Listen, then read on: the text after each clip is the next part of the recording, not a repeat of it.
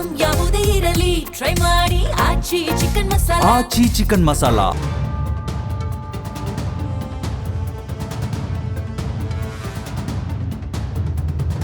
ಜನಸಂಖ್ಯಾ ನಿಯಂತ್ರಣದ ಅಗತ್ಯ ಇದ್ದಾಗ ಕುಟುಂಬ ಯೋಜನೆಯ ಭಾರವನ್ನ ಮಹಿಳೆಯರ ಮೇಲೆಯೇ ಹಾಕಲಾಯಿತು.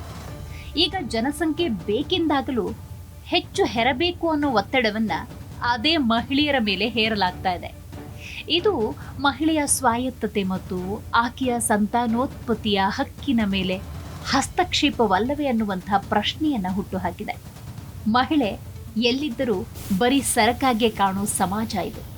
ಒಂದು ಸಣ್ಣ ವಸ್ತುವನ್ನ ಮಾರಾಟ ಮಾಡಬೇಕಾದ್ರೂ ಅಲ್ಲಿ ಮಹಿಳೆಯ ದೇಹವನ್ನ ಪ್ರದರ್ಶಿಸಿ ಗ್ರಾಹಕರನ್ನ ಆಕರ್ಷಿಸುವ ತಂತ್ರಗಾರಿಕೆ ನಡೆಯುತ್ತೆ. ಇಂದಿಗೂ ಹಲವೆಡೆ ಮದುವೆ ಅನ್ನೋದು ಇಬ್ಬರ ಮನಸ್ಸುಗಳ ಮಿಲನಕ್ಕಿಂತ ಕೊಡುಕೊಳ್ಳುವಿಕೆಯ ವ್ಯವಹಾರವಾಗಿ ಉಳ್ಕೊಂಡ್ಬಿಟ್ಟಿದೆ. ಇವೆಲ್ಲದರ ನಡುವೆ ಮಹಿಳೆ ಇಂದಿಗೂ ಹೆರುವ ಮೆಷಿನ್ ಆಗಿದ್ದಾಳೆ. ಹಾಗಾದ್ರೆ ಈಗಿನ ಆಂಧ್ರ ಪ್ರದೇಶ ಸರ್ಕಾರ ಮಾಡ್ತಿರೋದಾದ್ರೂ ಏನನ್ನ? ಇತ್ತೀಚೆಗೆ ಆಂಧ್ರ ಪ್ರದೇಶ ಮುಖ್ಯಮಂತ್ರಿ ಚಂದ್ರಬಾಬು ನಾಯ್ಡು ಪಿಳ್ಳಲ ಸಂಪದ, ಮಕ್ಕಳೇ ಆಸ್ತಿ ಜನಸಂಖ್ಯಾ ನೀತಿಯನ್ನ ಜಾರಿಗೆ ತರಲು ಮುಂದಾದರು. ಮುಖ್ಯಮಂತ್ರಿ ಚಂದ್ರಬಾಬು ನಾಯ್ಡು ಹೆಚ್ಚು ಮಕ್ಕಳನ್ನ ಹೆರಿ ಅಂತ ರಾಜ್ಯದ ಜನತೆಗೆ ಕರೆ ಕೊಟ್ಟಿದ್ದಾರೆ. ಅದಕ್ಕಾಗಿ ಪ್ರೋತ್ಸಾಹಧನದ ಯೋಜನೆ ಜಾರಿಗೆ ತರುವುದಕ್ಕೂ ಸಜ್ಜಾಗಿದ್ದಾರೆ. ಆದರೆ ಇಲ್ಲಿ ಸರ್ಕಾರ ಮಾಡಲು ಮುಂದಾಗಿರುವುದು ಮಹಿಳೆಯ ಶೋಷಣೆ ಅನ್ನುವಂತಹ ಟೀಕೆ ಟಿಪ್ಪಣಿ ವ್ಯಕ್ತವಾಗಿದೆ. ದೇಶದ ಭವಿಷ್ಯದ ಆರ್ಥಿಕತೆ ಮತ್ತು ರಾಜಕೀಯ ಪ್ರಾತಿನಿಧ್ಯಕ್ಕಾಗಿ ಹೆಚ್ಚು ಮಕ್ಕಳನ್ನ ಹೆರಬೇಕು ಅಂತ ಆಂಧ್ರ ಪ್ರದೇಶ ಸರ್ಕಾರ ಕರೆ ನೀಡಿದೆ. ಆದರೆ ಯೋಜನೆ ಮೂಲಕ ಮಹಿಳೆಯ ದೇಹವನ್ನ ಕೇವಲ ಜನಸಂಖ್ಯೆ ಹೆಚ್ಚಿಸುವ ಉತ್ಪಾದನಾ ಯಂತ್ರದಂತೆ ನೋಡ್ತಾ ಇದೆ ಅನ್ನುವಂಥ ಟೀಕೆ ವ್ಯಕ್ತವಾಗಿದೆ. ಹೆಚ್ಚು ಮಕ್ಕಳನ್ನ ಹೆರಬೇಕು ಅಂತ ಹೇಳೋ ಸರ್ಕಾರ ಮಹಿಳೆಯ ವೈಯಕ್ತಿಕ ಆರೋಗ್ಯ, ಮಾನಸಿಕ ಸಿದ್ಧತೆ, ಆಕೆಯ ಆಯ್ಕೆ, ಕಷ್ಟ ಸುಖಗಳ ಬಗ್ಗೆ ಚಿಂತನೆ ನಡೆಸಿದೆಯೇ? ಅಷ್ಟಕ್ಕೂ ಹೆರುವವರ ಕಷ್ಟ ನೀವು ಬಲ್ಲಿರಾ ಅನ್ನುವಂಥ ಪ್ರಶ್ನೆಯನ್ನ ಹುಟ್ಟುಹಾಕಿದೆ. ಇದು ಬರೀ ಒಂದು ಸಾಲಿನ ಪ್ರಶ್ನೆ ಇಲ್ಲ.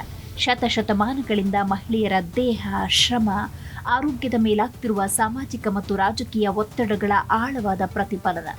ಒಂದೆಡೆ ಸರ್ಕಾರ ಹೆಚ್ಚು ಮಕ್ಕಳನ್ನ ಹೆರಬೇಕು ಅಂತ ಕರೆ ಕೊಡ್ತಾ ಇದೆ. ಇನ್ನೊಂದೆಡೆ ತಾಯ್ತನದ ನೈಜ ಕಷ್ಟಗಳು, ದೈಹಿಕ ಮಾನಸಿಕ ಸವಾಲುಗಳು, ಹಕ್ಕುಗಳ ಬಗ್ಗೆ ಮಹಿಳಾ ಸಮುದಾಯದಿಂದ ಧ್ವನಿ ಕೂಡ ಕೇಳಿಬರ್ತಾ ಇದೆ. ಈ ಎರಡು ಭಿನ್ನ ದೃಷ್ಟಿಕೋನಗಳ ನಡುವಿನ ಸಂಘರ್ಷ ಪ್ರಸ್ತುತ ತೀವ್ರ ಚರ್ಚೆಗೆ ಗ್ರಾಸವಾಗಿದೆ. ಕಳೆದ ಕೆಲವು ದಶಕಗಳಿಂದ ಆಂಧ್ರ ಪ್ರದೇಶ, ಕರ್ನಾಟಕ, ತಮಿಳುನಾಡು, ಕೇರಳ ರಾಜ್ಯಗಳು ಸರ್ಕಾರದ ಕುಟುಂಬ ಯೋಜನೆಗಳನ್ನು ಅತ್ಯಂತ ಯಶಸ್ವಿಯಾಗಿ ಜಾರಿಗೊಳಿಸಿವೆ. ಆದರೆ ಆಂಧ್ರ ಪ್ರದೇಶದ ಒಟ್ಟು ಜನನ ಪ್ರಮಾಣ ಈಗ 1.5ಕ್ಕೆ ಕುಸಿದು ಹೋಗಿದೆ. ಅಂದರೆ ಸ್ಥಿರ ಜನಸಂಖ್ಯೆಗೆ ಇದು 2.1 ಇರಬೇಕು.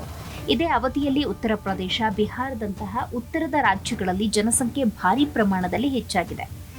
ಜನನ ಪ್ರಮಾಣ ಕುಸಿತಾ ಇರುವುದರಿಂದಾಗಿ ಭವಿಷ್ಯದಲ್ಲಿ ಯುವ ಶ್ರಮ ಶಕ್ತಿಯ ಕೊರತೆ ಎದುರಾಗಬಹುದು ಮತ್ತು ವೃದ್ಧರ ಸಂಖ್ಯೆ ಹೆಚ್ಚಾಗಬಹುದು ಅನ್ನೋ ಆತಂಕ ಇದೆ.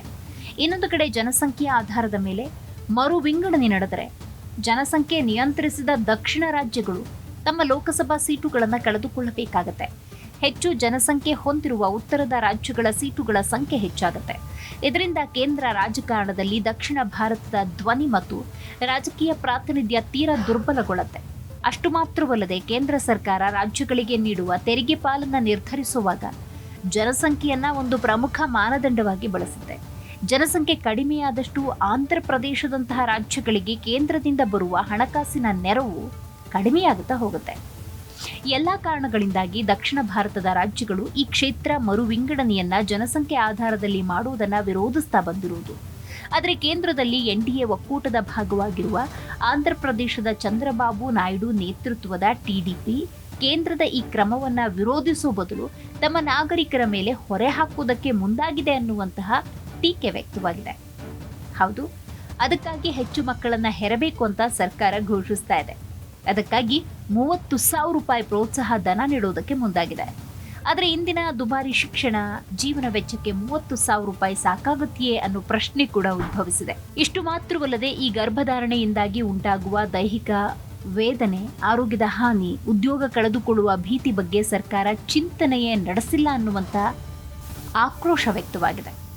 ಸರ್ಕಾರಗಳು ಜನಸಂಖ್ಯೆಯನ್ನ ಕೇವಲ ಅಂಕಿ ಅಂಶಗಳಲ್ಲಿ ನೋಡಿದ್ರೆ ಮಹಿಳೆಯರು ಅದನ್ನ ತಮ್ಮ ಜೀವ ಮತ್ತು ಜೀವನದ ಹೋರಾಟವಾಗಿ ನೋಡ್ತಾರೆ.